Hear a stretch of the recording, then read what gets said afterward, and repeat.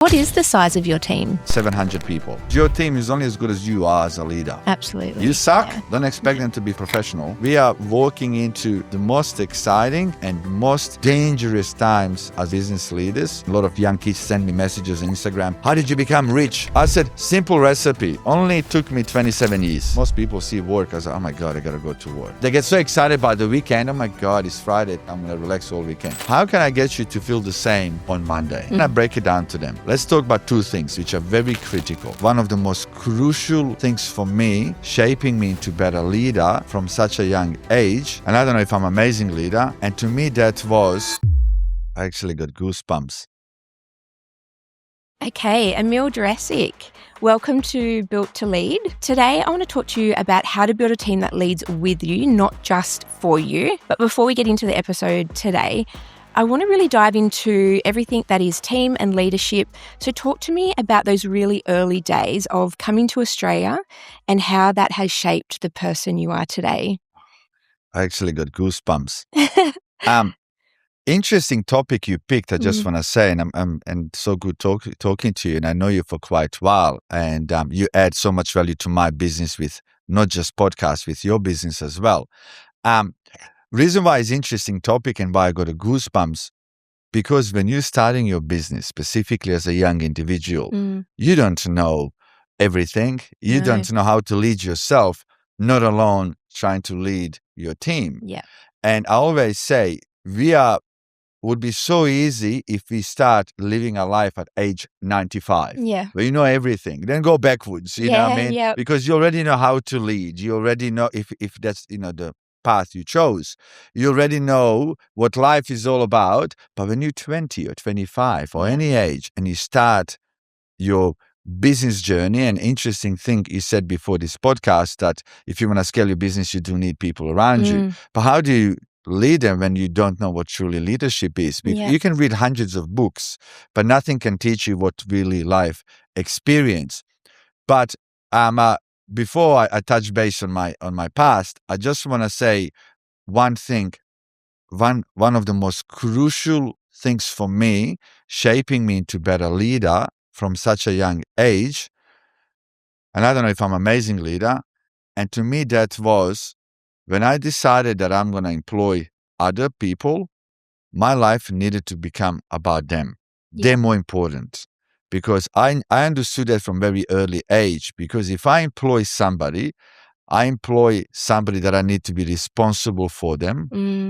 Because they have maybe husbands, wives, kids. Absolutely. So it is big responsibility. It's not just like, I'm just going to employ John. If he works out good, if he doesn't, who gives a shit? It's such a specific thing to do, employing and being responsible for people and being understanding with what they do. Because when you employ somebody, they don't understand your culture, they don't understand your work ethics, they might not understand the way your business operates. So very good chance on start, anybody that you employ might not be perfect fit. Yes. So if you don't give them chance, if you don't give them time, if you don't spend your energy, time, money into making them better, they might fail in a month and you might just get rid of them. Absolutely. And there's one CEO in New York, and I read this about this gentleman from a long time ago, and he doesn't fire people. And I was like, what do you mean you don't fire people? If somebody's useless, you got to let them go. Well, what he said, which always, got stuck in my head, he said, I see all my employees as children. Now, do you have children, Jess? I do. I have 2 little girls. Okay. They're not perfect every day. Oh, God, no. Do you know what I mean? Yep. But so when they're not perfect, you don't just take them to desert in your car and open the car door and I'd say, love to some days.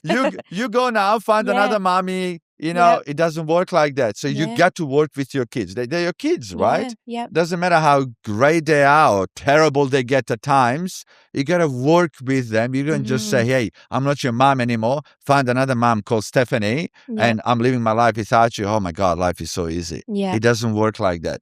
So with me, I really try to see, you know what, if you do make the decision, how can you do your part? Not just expect, you know what, you're working for me, I need you to be 10 out of 10. Well, what are you going to do to bring 10 out of 10 out of them? Yeah. So So with me, at such a young age, I knew how big responsibility is, and then I was learning with them, and I knew that, you know what, I can't expect them to be such a rock stars and follow me when I don't know how to freaking lead. But where did that come from? Like, if you think back to, moving to Australia and starting your businesses, was it just you learning as you went, or? I think, look, I mean, I'm still learning, right? Yeah.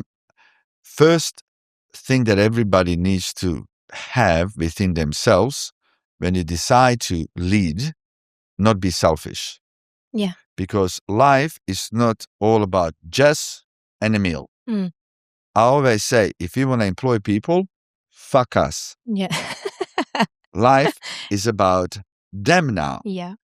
So I think I always, I think one thing that I've inherited from my mom and dad, they're amazing, caring, beautiful humans. So one thing, dad and mom, they're always teaching us, how can we be good people? How can we be caring? How can we care for others, starting from our family members and other people? How can we be respectful of older people than us and people around us? And I think I was brought up, I like to think I was brought up in a right way to be considerate more than anything. Because if you're building yourself up as a selfish person where everything is just about you, Yeah. you're going to struggle as a leader. Yeah. So you either change that mindset very early, or you're just going to go through people and you might end up burning 1,000 bridges before you build one, and before you realize, and it's too late. So, and one of the things that I I guess I learned, I came to Australia as a 16 years old as a refugee. Grew up in middle of Europe, in a war-torn country where we had a civil war and no clean water for 4 years, no electricity, it was a rough. So, but with me, everything that has happened throughout my young age, I never used that as an excuse to be more selfish, to be less caring. If anything, everything that happened to me shaped me to be more caring, to be more considerate, but to be more firm as well. And then, when I came to Australia, being 16 years old, we were first happy that we are living in a peaceful country where there's no bombs flying above your head. And straight away, I got into school. I finished grade 10, 11, and 12 here, but I've really never had a strong connection with school because I felt like more as a leader at such a young age. Because even in the middle of the war, I was selling candles and whatever I could so family can actually have some food on the table while dad was, fighting in a war. But coming here at age 18, when I finished school, I wanted to be entrepreneur, wanted to make $1 billion, wanted to conquer the world. But all my life, I knew I was born to lead. Yeah. I just had it within me. I knew I wanted to create good business. The only negative thing is, my mom and dad, they were amazing people, but they were not business people. So I didn't have anybody I can learn from straight away. I didn't have anybody that can teach me about business. I learned good. And then, just started working 7 days a week, as a tradie. And until I saved a bit of money and bought a block of land and built one house and I sold it for profit. Was that the first business that you had? Yes, it was doing plastering basically. Okay. And I was sole trader. So it was only me, didn't employ a single person. And then from there, I started developing, built one house, then two, and then started employing people. And the challenges you're having as a young business owner, you are so inexperienced when it comes to business, when it comes to life. You don't know how to lead. You don't know how to negotiate. You question yourself all the time. You're easy target for people to use. So you got every fucking thing against you when you start as a young individual. So you have to ask yourself, okay, how can I be a good leader? Yeah. Well, with me I know what I don't know, which is pretty much everything in life because I'm so inexperienced. But I knew the secret to my future success is going to be long journey. Yeah. I will not be what a lot of young kids these days are thinking. I want to have Ferrari. I age, 19, and now I got 6 supercars. Now I got freaking $5.5 million worth of cars in my garage, and a lot of young kids send me messages on Instagram. How did you become rich? Yeah. I was like, They want it man, overnight. I said, simple recipe. Only took me 27 years. I said, oh, well, how can I do it in 2? Yeah. I can't give you a recipe because I don't know how to do so, and I don't think fucking exists unless you get lucky. And then even if you get lucky, if you don't have experience, it's a good recipe to fuck it up anyway. So with me, I just knew that knowledge is the key to success. So I was a sponge, learning as much as I could. But one of the things that I was always persistent, even if I failed. Yeah. Because younger age you start, more inexperienced you are, more chances you have of fucking it up. I mean, if I can give advice to anybody, easiest thing would be for let's say another lady wants to become Jess. I was like, man, just go and work for Jess for 5 years. Be a glue, give it all, learn everything she does before you go on your own. So at least you're going to have some more life experience, business experience before you go that path. Yeah. You mentioned before you were a sole trader, your first business. What did that first version of team look like for you? Like, how long into business did you go, I can't do this by myself. I need a team? Probably when I was age even 19 and 20. A first mistake as a business leader, if I can call myself that at such a young age, I made.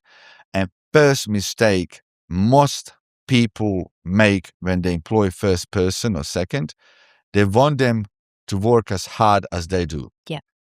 Now, you own business. You signed up to work till you pass the fuck out every day till you make your business successful. And there's a good chance when you start your own business, first couple of years, you're making way less than you would if you work for somebody else. But you're working 3 times harder. And who comes normally that works for you and start, your expectation out of yourself are so freaking high. And the next person that comes and works for you, you want them to think like you. Yeah. That will never happen. Yeah. So or do 3 people's jobs. Or do 3 people's jobs, because when you're starting your business, you are freaking everything, right? But that's the first mistake I always see. And specifically now, people that are becoming leaders today, the work, people's attention span is a lot lower. I remember, my uncle came to visit me from Europe 3 years ago, and I asked him, Uncle, how long did you work in your last job? He said 45 years. I said, no, in your last job. He said 45 years. So what do you mean? I said, you worked for one company for 45 years? He said, yes. These days, if you get somebody to work for you for 5 years, you want to buy them a watch because they've been with you forever. So my mistake was employing first people, and I probably burned few people, is I was expecting them to be as motivated and as hungry as I am. Well, if they had that hunger like I did, they'll probably work for themselves, not for me straight away. So that was my first big mistake, and I needed to realize, and took me freaking forever to realize that you know what? I need to learn how to think like new generation, because they never think like me. I'm a bulldog. I'll work every day till I pass the fuck out. And that to me is normal. Yeah. But everybody's got different needs. Some people want to work 8 hours, and they want to have a Saturday and Sunday off. They want to have a life. They want to travel. With me, I never traveled first 45 years of my life. Yeah. Now I'm traveling, but I pay the price to do so. But with me, I was like, man, you need to work fucking harder. You need to work Saturday and Sunday. But now when I employ the young ones, I was like, okay, I know the trick here. I'm going to try to think like you. And if I think like you, then I'm going to have a better understanding what I need to do to bring best out of you. And again, it's looking back from now, I was like, oh my God, I made every fucking mistake as a business leader at such a young age, because you don't know how to lead. But looking back now, I think, one of the things that I didn't do that I do today, if I am employing somebody now, I sit and listen to them. What the fuck it is that you want out of this life? Yeah. what do you want, Jess? What do you want? Or what do you want, George? What tickles your life? Not just out of the job or the No, role, out of life. Yeah. Because job is one part of your life, right? Yeah. But I also make people understand, okay, you came to my office today, you want to work here. Let's get something straight. So we are both on the same page. It's very critical to me that you want to be here. Now, you might already not want to be here because most people see work as, oh my God, I got to go to work. You know, like people love, they get so excited by the weekend. Oh my God, it's Friday. I'm going to relax all weekend. How can I get you to feel the same on Monday? How can I get you to feel same on Monday? So then I break it down to them. Let's talk about two things which are very critical. One, which is so important, you, Jess, John, or Stephanie, you need to understand that 80% of your life while you're awake is about work. So let's make it enjoyable, but let me break it down. You wake up in the morning. There's 4 people in this room. All 4 of us, when we woke up this morning, we were getting ready to go to work. All 4 of us. Nobody woke up this morning saying, I'm getting ready to go to beach. 2 of us are here and 2 beautiful people behind this camera were getting ready to be here or do whatever they were doing. So all of us are getting ready to go to work. Then you spend half an hour traveling or whatever it takes you to get to work. Then you work from, 8 to 5:30, and then you spend 1 hour and a half or 1 hour or half an hour going home from work. And when you get home, I don't know about you guys, but I'm awake for fucking 2 hours max before I pass out and I'm sleeping. So 80% of your day while you are awake, when you're sleeping, you're dead. That doesn't count. But while you are awake, is about work one way or the other. So if you're not going to make that as fun as your fucking Saturday and Sunday, you're going to waste 80% of your life. Then I ask that person, are you ready to waste 80% of your life, or do we make Monday your fucking Saturday? What are we going to do? So how do you do that? Is it about salary? Is it about how do you create that culture? Them understanding that work is a lot more about you showing up. You got to enjoy the fucking process. We got to find a niche within our business that you're going to enjoy. And that's another thing. When you get somebody, specifically if you employ a young individual, they don't know what the fuck they want to do. They want to chase boys, girls, or whatever it is, and their work might be just work. Well, how can I? And then I try to dig deep and have a conversation with them as much as I can, or as much as my team can now. You know, what it is that you enjoy, because 2 of us are so good at some things in our business, but we are also so fucking hopeless at some other shit. And how can we really tunnel our strength towards where we really bring best out of ourselves? And then the second thing that, with any young individual, when they come to me, trying to get them to understand the value of work and how we can try to make it as fun. And how can we get them to understand that this workplace, we work, but we also have fun. And then the next thing that I do, which I never did myself, I sit with them and I ask them, do you have a life plan? Life plan. And I never had a life plan, unfortunately. With me, I was just chasing, pushing like a fucking, from top of the mountain. If you spill a glass of water, it never goes straight. It always goes like that. And I felt like that was my path because I never had a structured life plan. And life plan is you got to put your journey over 20 years, then break it down into 2 years, 5 years, 10 years, 15 years, 20 years. Part of life plan, what is important to you? Family. Okay, let's put it in a life plan. What else is important to you? My career. Let's put that in a life plan. What do you want to do out of your family life? I want to spend mom and dad. Okay, let's break it down. How often are you going to see them? How much you're going to speak to them on a daily basis or monthly basis or whatever. What it is you don't just say, oh, part of my life plan is to spend time with my family. Okay, let's lock it in once a month or once a fortnight. Career is important. Okay, part of the career, what do you want to earn? I want to have a $2 million house. I want to have, I want to make $500,000. Okay, part of that life plan, how are we going to get there? What do you need to do to go from me paying you X amount of dollars today how for you to do more. I also want to lead people. What do we need to do and what do you need to do to get there? So I try to get them understand that. I mean, you can't win everyone. Yeah. I'm very blessed. I have people that work with me for 5 years, 10 years. In my development company, people have been doing business for over 20 years. Wow. But unfortunately, as much, like I said on start, I want to treat them more like my kids. You can't win every time. Some Yeah. people, they just don't suit your business, Yeah. and some people don't have maybe or you can't change their work ethics to become what your business needs them to be. But it's everything up to today.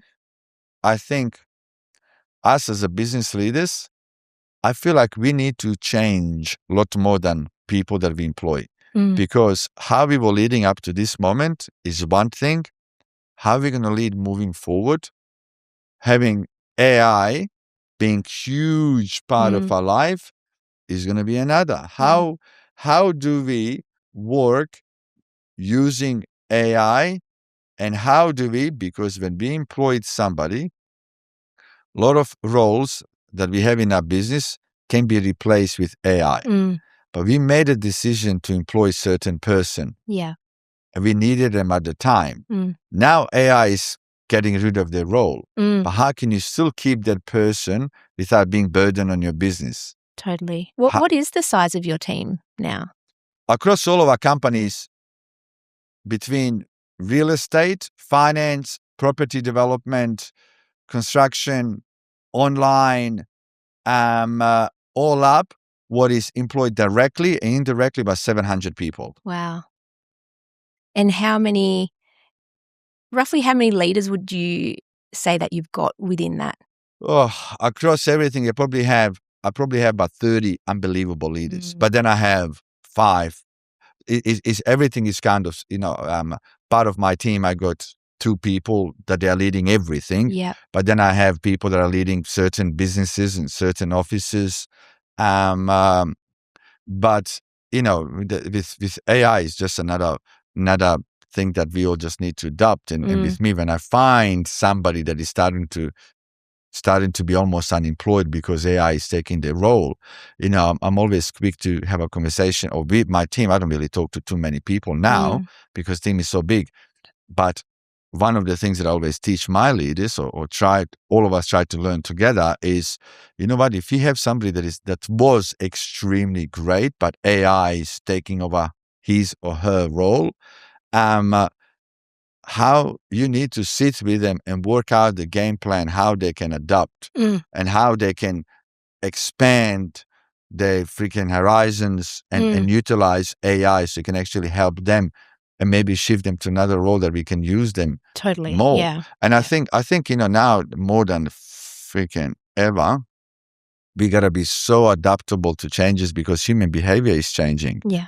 The way people are in general is changing. I mean, think about, I will not ask you your age, but I will talk about my age. It's not nice to ask I don't females, mind. but I will talk about my age.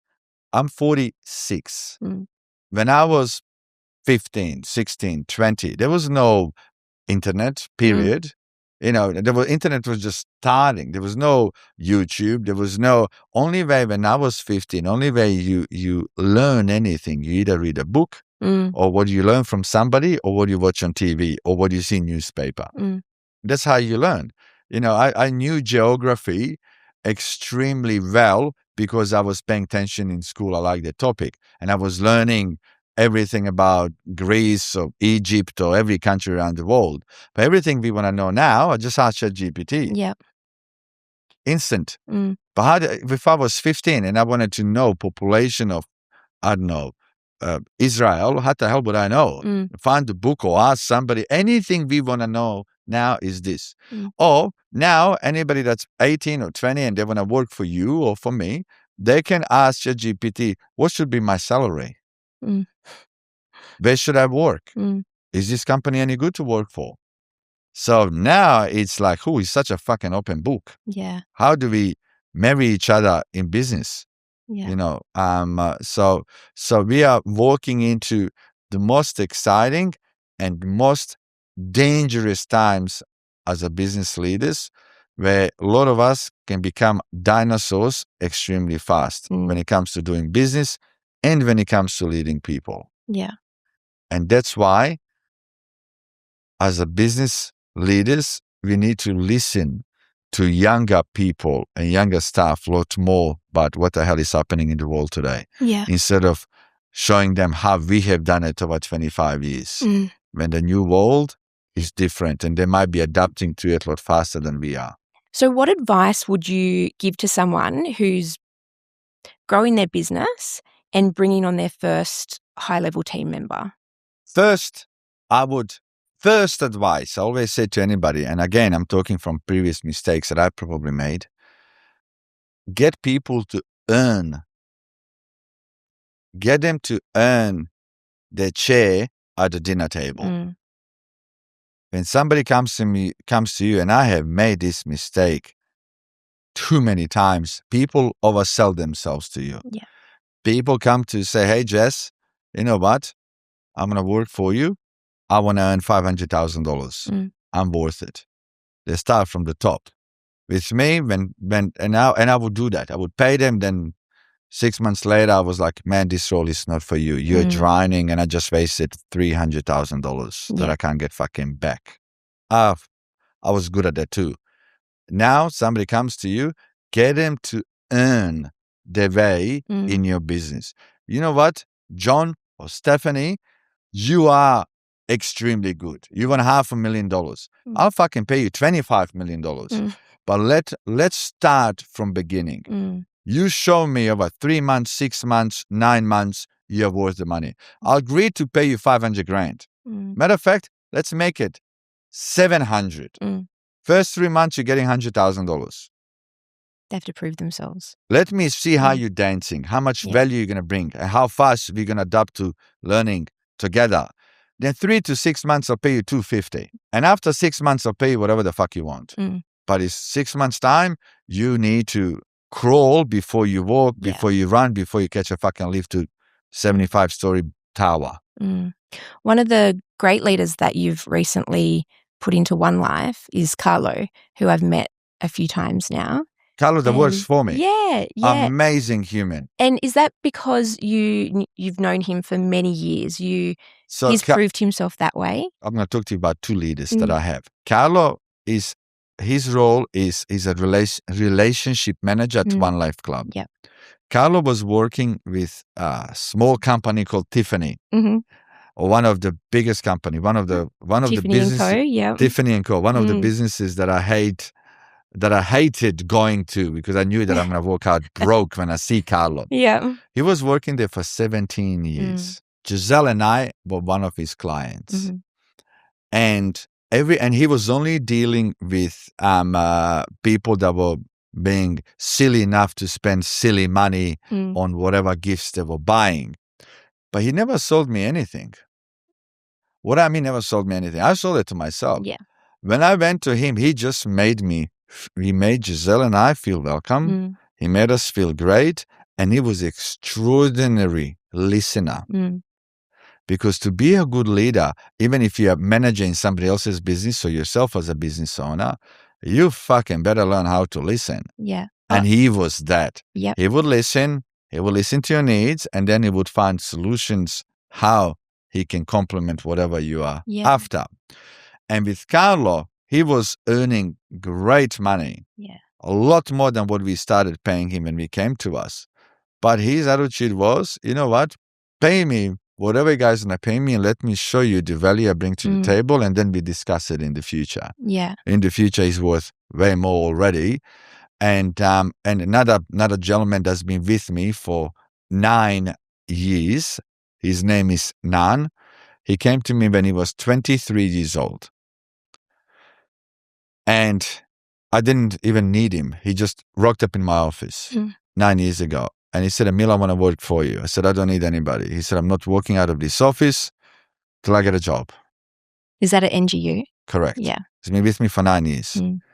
And he had little Suzuki Swift worth $1,500. The reason why I know that because that's when he sold it. He had a beautiful wife, 2 kids. He was renting. And I asked him, okay, just tell me, what did you do last 5 years?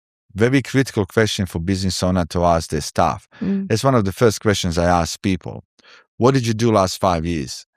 And if I'm interviewing yourself for a role and just tell me, oh my God, Emil, I had 15 jobs. I work in so many different industries. All I'm going to be thinking, sweetheart, fuck, am I at train station number 16? That you're going to just hop on and hop off and somebody offers you $2 more. And people get excited to say, fuck, I had 10 jobs, whatever. Yeah, I was like, man, you told me, well, that tells me, you're zero loyal. And to me, loyalty is everything. Yeah. And Nan said to me, I was in army for 5 years. I was like, you got a job. We'll figure out what it is. Yeah. Army, discipline, got to wake up certain time in the morning, got to go to bed certain time. I love that. And he said, I said, I don't need you. He said, pay me minimum. And I did. And I'm pretty sure that minimum that time was $37,000. That was the legal minimum. And what's his role in the business today? Today, Nan makes well over $1 million. Yeah. As an agent? As an agent, he was my right-hand person for 7 years. He was my right-hand person and he's done extremely well himself. He's got a few amazing properties himself. His net worth would be in a few $1 million. But he never focused on money. He was like, what value am I going to bring to you? And let me show you the value. So when it comes to, answer really to your question is, first thing that I always say to people, I need you to show me that you're earning the seat at my table. Yeah. And I made this mistake. I made it even last year, employing somebody, offering them stupid money, and they're amazing people in a just wrong role. It's like somebody employing 2 of us to be a fucking surgeon tomorrow. Yeah. Like, okay, I'm gonna give it a go, but instead of your kidney, I might take your fucking heart out. And you're dead. Yeah. And do you know what I mean? So with me is. But and then the dangerous things about employing people is like when somebody wants to jump into, let's say, finance business that I have, somebody wants to jump into that business and they come from completely different industry. You got to ask themselves, how fast can they adapt to the change? Because if you work somewhere for 20 years, you learn one thing really well, and you might be so good there, but in a different industry, unless you adapt fast, you drown. Yeah. Yeah. I know you've got a lot of offshore team members as well throughout your businesses. Something that I love that NGU do is they really include the VAs. They make them feel part of the team. They have KPIs and managers that manage them. Yes. They're also really aware of the vision of the company and everyone's moving in the same direction. Do you believe your offshore team have helped your business grow as much as your onshore team members? I'm going to answer this question 2 ways. Yeah. And this is not to blow sunshine up your fucking ass because you're interviewing me here. I don't do that with anybody. It's not what value they gave us. You gave us value by you understood our business and what are the right people to be part of our business. Yeah. We have dealt with 10 fucking companies like yours in the past. And if you ask me, how was your experience, I would say shit. Yeah. How about the people offshore? Shit. Yeah. It's so true. And we've spent a lot of time on our recruitment process to make sure. It's like somebody giving me I love being fit, and somebody saying, Emil, why don't you play, professionally rugby? I was like, man, I love soccer. I'll kick any ball, but I got 6 fucking hands when it comes to throwing ball with my hands. Yeah. So offshore, my advice to anybody, it will be your biggest game changer in your business. People from overseas, they fucking want to work twice as harder. Yeah. But I'll show you something on my phone while you're talking about it. You listen to our business. You select right people. So people you send to us, amazing. And every day, we get a report from your people. what they have done entire fucking day. Yeah. I'm literally going to find you. I'm not going to look for it, but I get it every single day from your people. I got a lot of Yeah. emails here, but every single day we get a full report from your people. Yeah. So offshore experience is the best thing and the worst thing. You get recruitment company that doesn't listen the fuck out of your needs.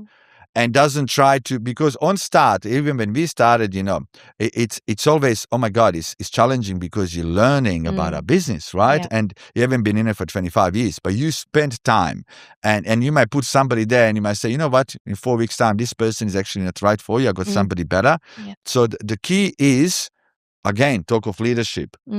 Key is finding somebody who is great listener and who wants to have a good understanding of your business, that finds the right talent. Yeah. So if you ask me now, I would highly recommend it to anybody. I believe it's a game changer.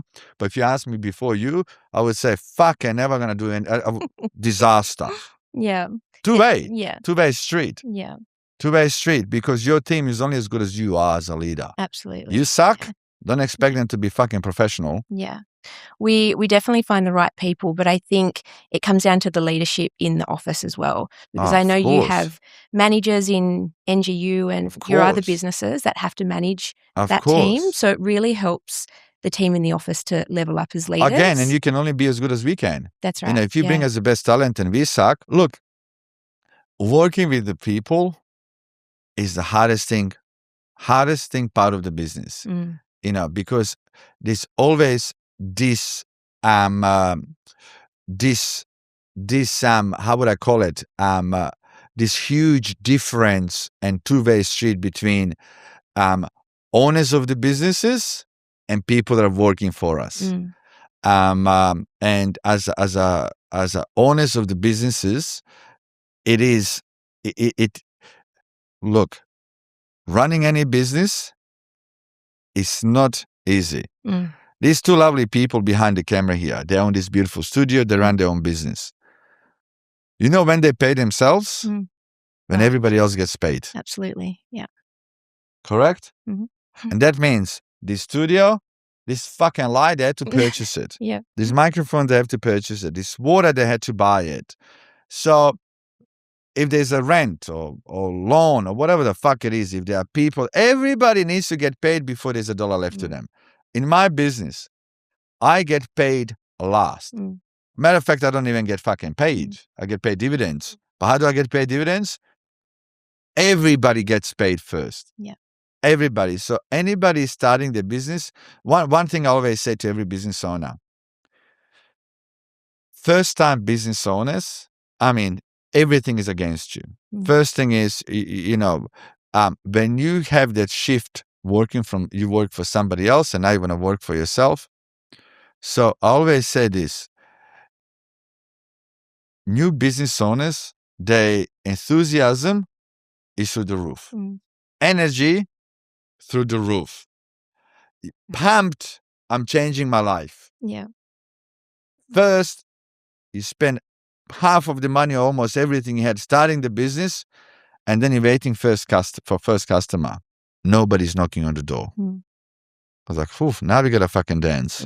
Because I've got all these bills coming and there's no money coming in. How do I do that? So being a business owner, the beautiful thing about it is we are pushed against the wall to learn, to develop ourselves. And I think that people that run their businesses, their brain is working 600% fucking more than somebody that is not, because you have no choice to think fast, to think on your feet, to improvise, to change, to adapt constantly. And it's not easy. Is it for everyone? Not for 95% of the people. I think that most people don't understand what goes into the business. If they did, they would never start one. Yeah. So what's one piece of advice that you would give to someone who's wanting to be a better leader to grow their business? Have ability to learn, have ability to adapt to people's behavior today. Yeah. Because humans are changing. How old are your kids? 6 and 4. 6 and 4. By age 20, they're going to have 15 years of technology in their hands. Yeah, it's crazy.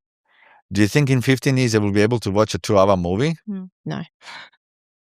So everything's fast with them, right? You know what I mean? And my nephew wants to watch a movie with me. He stayed with us a couple of days, for our last couple of days. I put a movie on. I can watch 2-hour movie. In those 2 hours, he watched about 20 million TikTok videos and a movie at the same time. Yeah. Swipe, swipe, swipe. And then I asked him, I said, do you even know what just happened in this movie? First 1 hour, he told me everything that happened. So he knows what the fuck is happening with the movie and 20 million other stories that he's watching on TikTok. With me, maybe I'm a little bit older now. I was like, I'm watching a movie. He is multitasking. Yeah. So saying that as a future leader, please be fast at adapting to all the changes that are happening today. Otherwise, you're going to become a dinosaur leader. Yeah, I couldn't agree more. One last question that I will be asking every guest on the podcast. If you had to start over and rebuild your whole team from scratch, what are the first 3 roles you would hire and why? First of all, everything depends on the business that you are in, right? First, any role, 1, 2, or 3, would be roles where I know I'm not strong at. Because I don't need another me if I'm starting my business. Yeah. What roles will complement my strength, whatever those roles are? So if I am good at something, but I'm not good at marketing, that would be first role. You know, so whatever, I always ask myself, where's my strength? Where can I double down and be a better version of me? And where should I fire me? And those roles where I should fire me are the first roles I would be employing. Yeah, I love that. Do you have one last piece of advice for people listening? Every decision you make today, there's a price to pay, good or bad. So before you make any decision, you have to be okay with the price you're going to pay tomorrow. And that is, if you are in a relationship, if you say something nasty to your partner for no reason that's going to hurt them feelings, well, there's a price to pay. You might break their heart. They might not talk to you for a week. In business, if you make a stupid decision, there's a price to pay. Anything in life, understand what you do today, there's a price to pay. So before you make that decision, think about, are you going to be okay with the price you're going to have to pay tomorrow? If then say yes, well, fucking go hard. Then, but at least it's going to make you think twice. Thank you so much. Pleasure.